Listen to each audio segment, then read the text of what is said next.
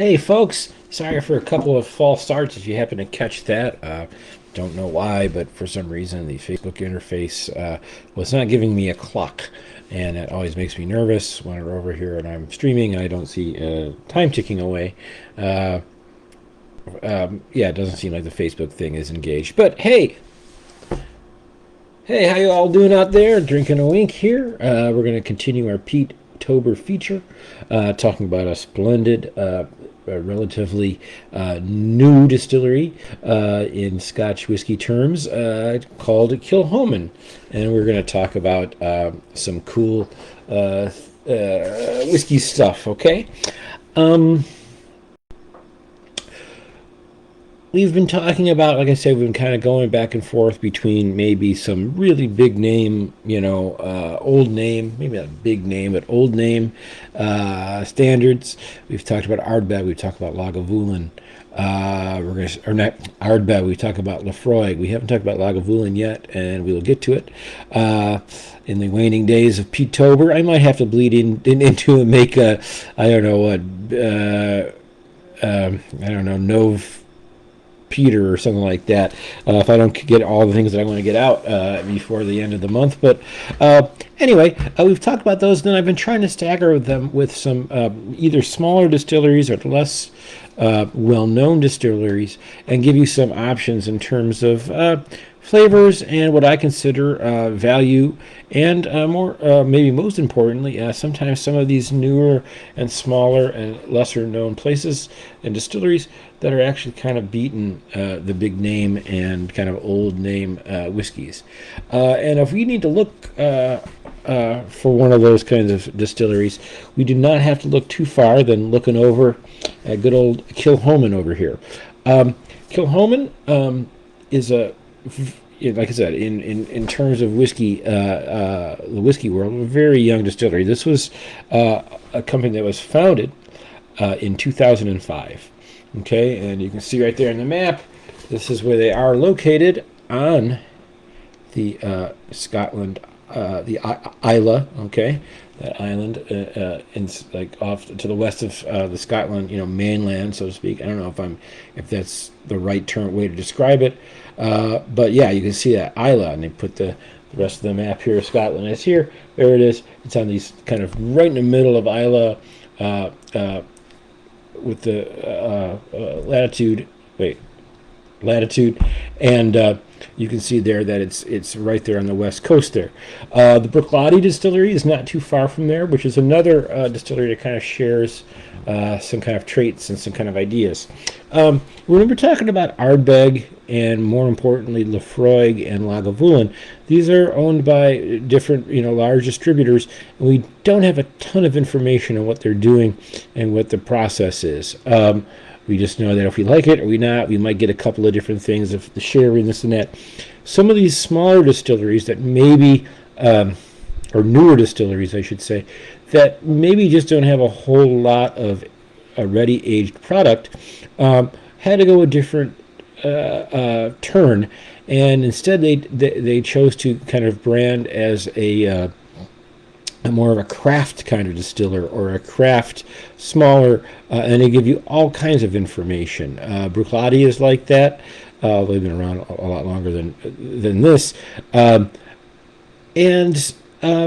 a couple other ones that come to mind that give you lots of. Ardnamurchan is another one, which is a new distillery that gives you all kinds of information of what you're drinking. Sometimes it gets a little too nerdy, and that's what I like about Kilchoman. Kilchoman is coming from the mindset of being a farm distillery, and everything they're doing is not only obviously for single malt, coming from Scotland, but mostly everything they're doing over there is actually coming from this little island of Islay, to the point that they are also capable of now putting together bottlings made of all of their own barley. Okay, so they're growing the barley over there. Again, this is a farm, farm to glass kind of operation. It's fascinating stuff. I've done some research in them. They do all kinds of nice things. Most of the things that they're putting out, this one, which I'll talk about, is unchill filtered, no natural color, and bottled at 46%. And as you go up their kind of either age range or offering range or creative concept range, that sticks with the no chill filtering and no coloring. They don't want to do that, so you're not going to find anything out there. I believe it's under 46%, so have at it. First thing we want to know about Kilchoman. So this Kilchoman has a very interesting kind of flavor profile. It is peated whiskey, but it is, well, I'm going to give you some tasting notes. The first one we're going to look at is called a Machir Bay, and you can see that right there, M-A-C-H-I-R Bay, okay? The second one we're going to talk about is called Sanaig. Okay, it looks like Sanaig, but I hear it Sanaig. Now, if you look closely at these two boxes, this is what's really cool. Okay, you're looking on the shelf, and you see that bar in the middle there that has blue and white? Well, here's what this is telling you. It's a graph, and if you look in closely here, you will see that the Machir Bay is primarily an ex-bourbon cask with maybe a little bit of sherry. I think it's... I don't remember what that is. I think it's 90-10 or something like that. It's hard to tell. I don't know if the graph is actually representative of the numeric ratio. But this is primarily a bourbon cask. Nope. Wait, which one? Sorry, got it backwards. This one is primarily a bourbon cask influence box. Machir Bay. It's their core range. You can get it anywhere that good whiskey is sold. Okay. This one, as you can see, the graph has changed. Now the big white bar is longer. This one is supposed to be about, maybe we would say 2/3, maybe 3/5 sherry cask influence. So they kind of reverse the influence, and the rest is ex-bourbon. So again, remember what they're doing. They're taking, in this case, they are doing what's called a vatting. So at the distillery, they are taking their distillate and aging in an ex-bourbon cask, and they're aging separate a separate distillate and putting in an ex-sherry cask. And then they marry those two, and that's how you get this kind of special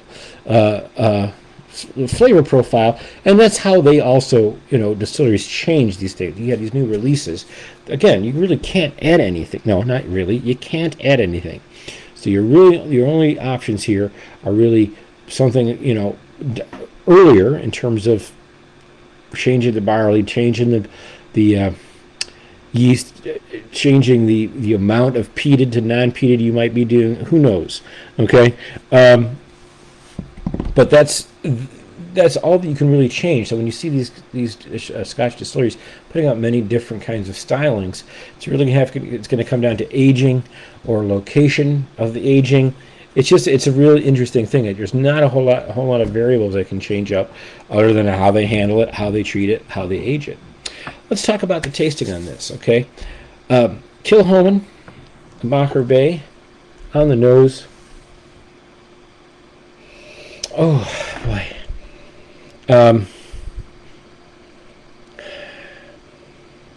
You're getting the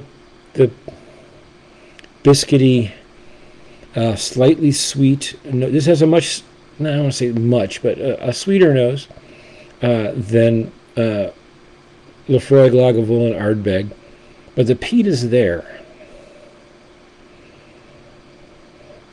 and it's a little bit of kind of a barbecue peat. A little bit of lemon in there mixed in, though. Again, this is their core range, or bottom of the core range.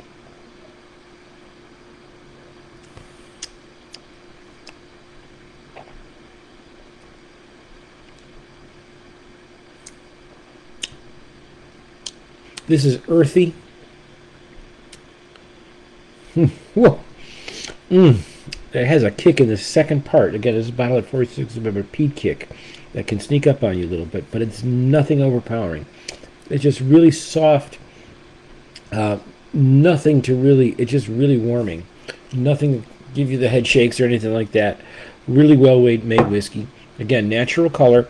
So we can see that this is actually the kind of color that we want, if we hear that. Yes, this is unweight whiskey. This is a young whiskey. Both of these do not come with an age statement. Rumors are to be 5 to 6 years.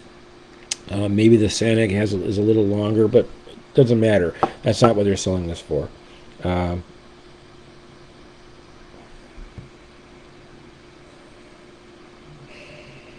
Let me take another sip on that. The peat comes in. There's a woodiness, vanillas. It really is a. It's a. I've had Speyside whiskeys or any other whiskeys that we've talked about these that like they're trying a peat thing. The difference between that and this is really integrated. So the peat, this is primarily ex-bourbon cask. You really get a lot of the barley notes, but the peat is integrated so well that you would. It's not that it would fool you to think, oh, I'm not drinking peated whiskey. It's just that it's integrated so well. It's just like, oh, this is what this is really. There's no difference here from a whole bunch of Speyside and unpeated whiskey. It just happens to have a smokiness to it. And again, this does not have a whole lot of the, even though we're right on the shores there, a whole lot of oceanic. No, I shouldn't say that because there is a saltiness to it. Let's just say this is not a seaweed bomb, if you will. It's really cool. While we're sitting here, and I'm going to let my taste buds relax a little bit, and I'm going to actually add a drop of water into this because I've been hearing that from a lot of other reviewers that that this is not improving, but a little drop of water can really put a different spin on this and give you more floral notes. There you go. No, I should give it one more though. That was barely. There we go. All right, and I'll talk about the Sanaig next. One thing to keep in mind again is when we're talking about peated whiskey, people get kind of thrown off because you hear decomposing kind of vegetable matter or earth and kind of a combination of soil. Like, just think of like how coal smells when you burn it, not charcoal, but just coal, and you get that kind of sootiness. It's really essentially the same thing. This is all compressed. I'm not a scientist, but it's just compressed kind of stuff. As a matter of fact, if you would think, oh, the peat, it's just such a weird smell. I've tried it a couple of times. Granted, not in Scotland, but you go up to something, a peat brick, and you smell it. You really aren't going to smell a whole lot. It takes the burning of it to really impart this flavor. And again, you do this all the time if you're going to use hickory wood or you do a barbecue, and you would change up the wood or you put wood chips in there. That's the whole point of this. It's just taking a grain that is fermenting. We got to stop it. They warm it up with this. But peat is the other thing that was very interesting is, perhaps more Scotch. I heard Ralphie explaining this. Maybe it's true. I think it was Ralphie, the online reviewer, that the reason why Islay, so many of the distilleries in Islay feature peat is because there wasn't a whole lot of coal available on Islay in the old days. Okay, so that's what they used to burn everything. You're gonna burn your chimney or whatever like that. So I don't know where I'm going with that, but the coal wasn't available. Nowadays, a lot of companies just use whatever heating source they can. This stuff is still the end of the germination process happens because of burning peat smoke, and I love it. Now, the Sanaig, which is much higher sherry content, is completely different. I cannot explain how different the nose is. Figs, raisins, a little bit of chocolate. Like really, if this had honey in it, it was really light, kind of, very, very light, kind of not confectioner's honey, but like what you'd get in the bear, Good, great quality honey, but not. This is like the real dark raw version, and it's not because of the color. This the Sanaig. This nose is just heaven. This again is getting into the soot and chimney smoke or barbecue, but not lit matches and things like that.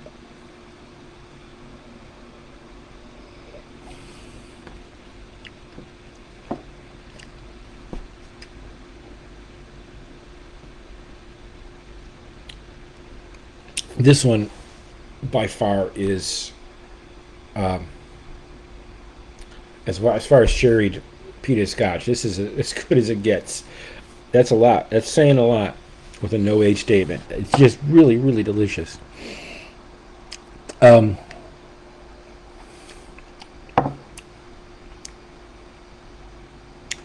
there's a there's a jammy note to it, but then there's grilled dark fruits popping through because of that peat.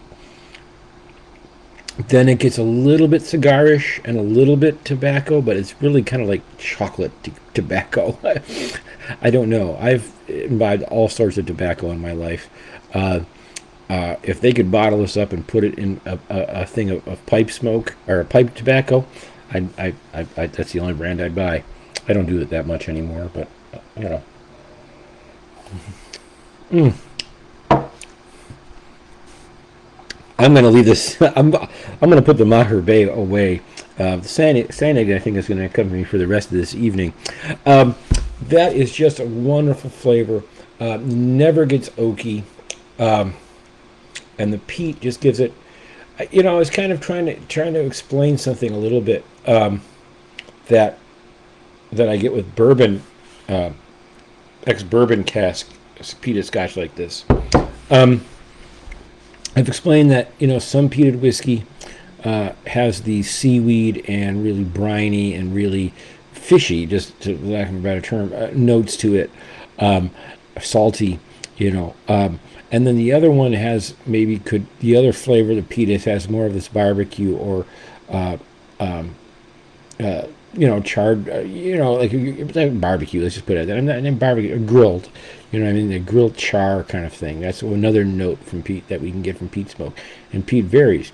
The third element is more of a medicinal type of thing, which is a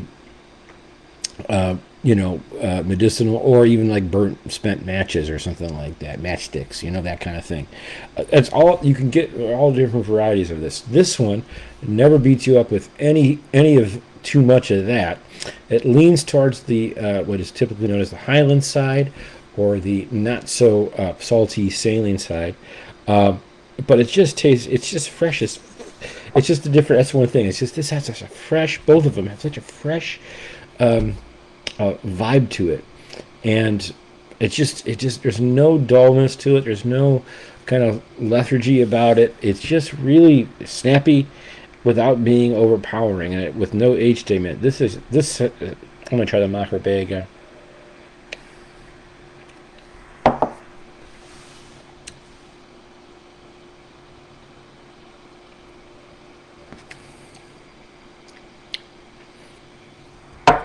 It's just so amazing that something coming from the same distillate. Like, I don't even like drinking those side by side. They're so different. Let me put a bump on this. The final thing on this is this. This is this Weather Report album. I think that was that the last Weather Report album? Officially, can't remember. Anyway,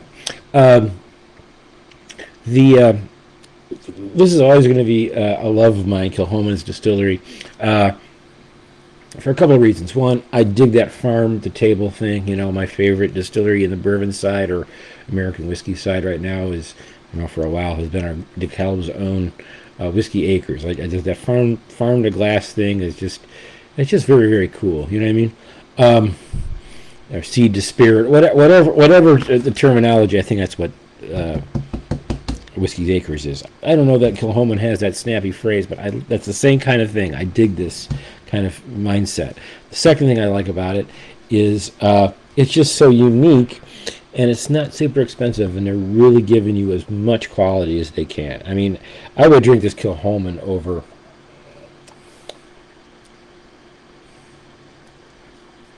these are just tasty.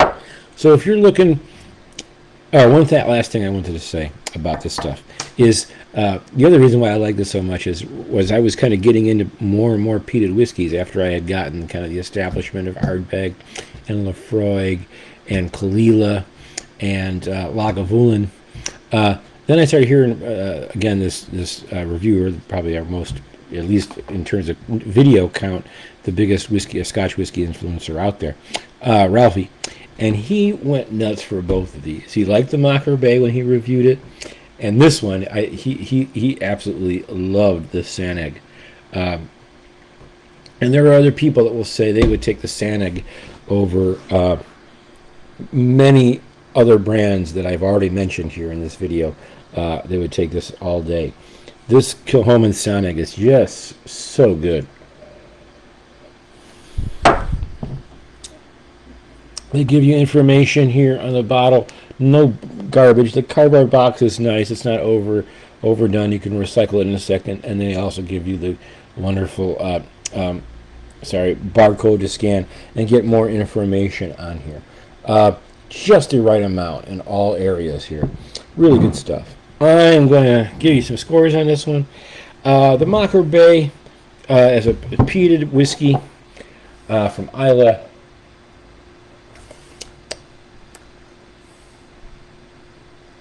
I guess the only thing I would say about this is this tastes a little bit young, and I can get this flavor in other things. Maybe not at this high of quality in terms of no chill filtering and no colorant, but I can get this flavor elsewhere. So I'm going to give it a nice score of an 8. One more time. 8.2, because the middle of the palate goes a little light. Okay, I've had this bottle a while, but it's still in the halfway vein, and the cork is good, so it's a little dull maybe on the mid palate. The Sanaig, did I say 8.2? It's good though. It's really good. You know what? No, 8.3.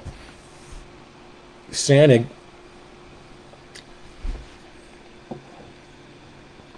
This is what I like to call danger whiskey, because the sherry influence on here, it doesn't do anything to give it any sort of kind of sour vibes or anything like that. It's just fresh. It's a fruit blast. If that's the kind of Scotch whiskey you like, the Kilchoman is going to blow away a lot of things. It's just very, very tasty, and you can get the quality. Could it be aged a little bit more? Yes. Kilchoman Sanaig, I am going to give it 8.6. That's a high score, probably higher than I've ever rated it. It's just that good. The only thing I wanted to do is pour a little more for myself, and then I'll stop pouring. I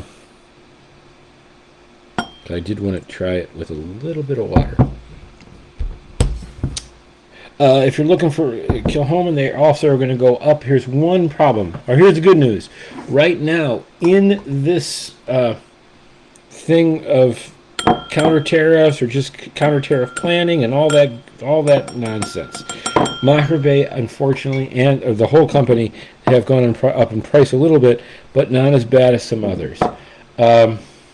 5 years ago when I bought this at probably $50 some, maybe just 50, I would have said go for it. Now for a no age statement, we're at the limit, but they are still maintaining prices pretty nice.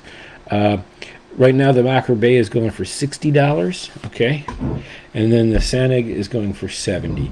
There is also a cask strength Sanaig out there that is going for $90, that I would probably pick up if when this goes away. I could probably live without the Machir Bay. When the Sanaig goes away, I might look for another one, and if I can get that is actually, if it's cask strength, it's $90. That might be the steal here. Not that 90, anything priced $90 is a steal. Anyway, those are my ratings. Those are the prices. One issue is some of their top tier now. So they've been around. They've put out some 20th anniversary bottlings. Not meaning that they're 20 years, but they started in, like I said, 2025. Or no, it's 2005. So this is their 20th year, and I think just another month or so is when they actually started doing their first bit of distilling, the first barrel or something like that. Anyway, as they have gone up with some of, they have a 12-year now, and some of these other the fancy things are aged in this, and it's a surprising jump in the prices from the two that I just gave you into their kind of what they consider their higher tier. Maybe they're doing that just to try to keep these down to introduce you. And then if you're really going to go nuts, maybe you wouldn't care about spending 140 or 160 versus 140. Maybe that's their mindset. Can't blame them for that. If it's working, I don't know. But in terms of these two bottlings here, Kilchoman is really, it really makes me rethink stuff. Well, I didn't say it.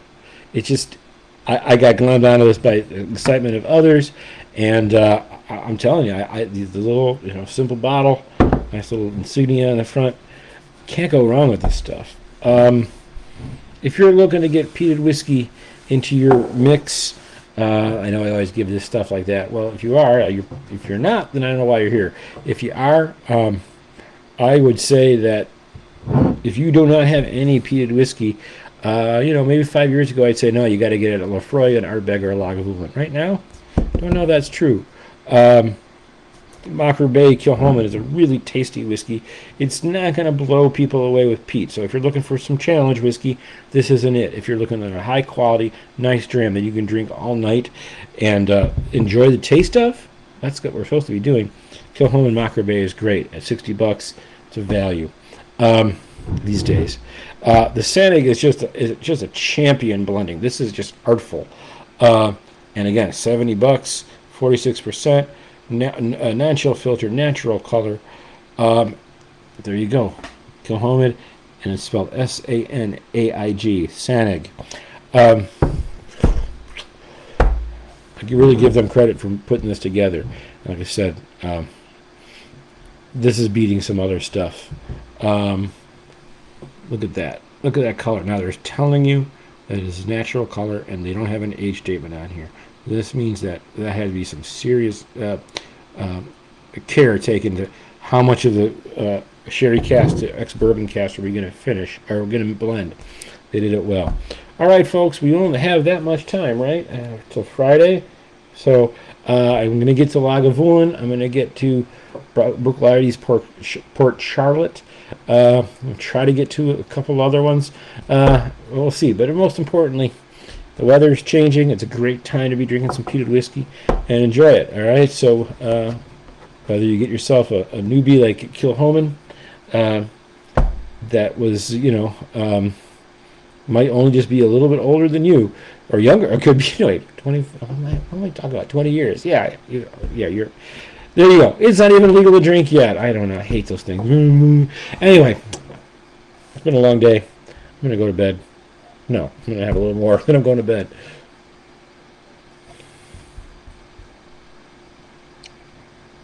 Machir Bay. I don't even